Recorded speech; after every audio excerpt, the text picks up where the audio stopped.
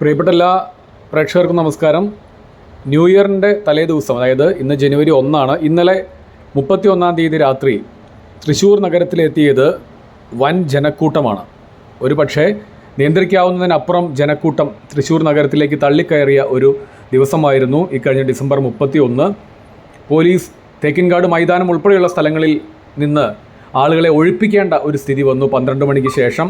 മാത്രമല്ല, സ്വരാജ് റൗണ്ടിലൂടെ പോകാൻ പറ്റാത്ത വിധം കനത്ത ട്രാഫിക്കിൽ കുടുങ്ങി അനേകായിരം വാഹനങ്ങൾ രാത്രി 12 മണിക്ക് ശേഷവും കിടന്നു എന്നുള്ളതാണ്. അത്രയും ശക്തമായ ഒരു ട്രാഫിക് സിസ്റ്റം ഉണ്ടായിട്ട് പോലും തൃശ്ശൂർ നഗരം ഇന്നലെ കനത്ത ബ്ലോക്കിൽ അല്ലെങ്കിൽ കനത്ത ഗതാഗതക്കുരുക്കിൽ പെട്ടു എന്നുള്ളതാണ്.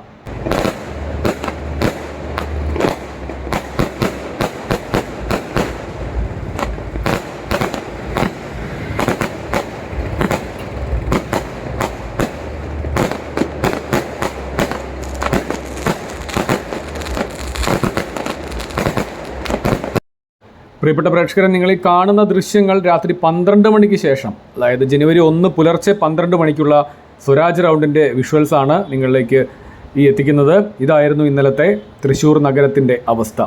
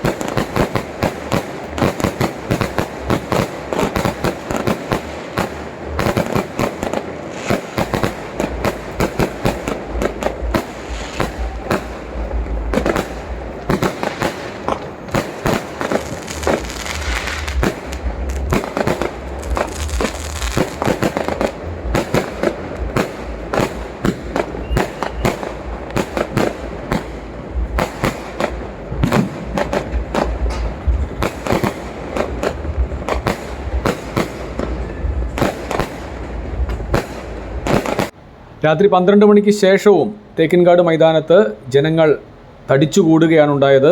ന്യൂ ഇയറിൻ്റെ ആഘോഷങ്ങളും മറ്റു കാര്യങ്ങളുമായി തടിച്ചുകൂടിയ ജനങ്ങളെ അവസാനം പോലീസിന് നേരിട്ട് വന്ന് ഒഴിപ്പിക്കേണ്ടി വന്നു. അങ്ങനെ ജനങ്ങൾ ക്രമേണ പിരിഞ്ഞു പോകുന്ന ഒരു സാഹചര്യമാണ് ഉണ്ടായത്. തേക്കിൻകാട് മൈതാനത്തെ ദൃശ്യങ്ങളാണ് ഇപ്പോൾ കണ്ടുകൊണ്ടിരിക്കുന്നത്.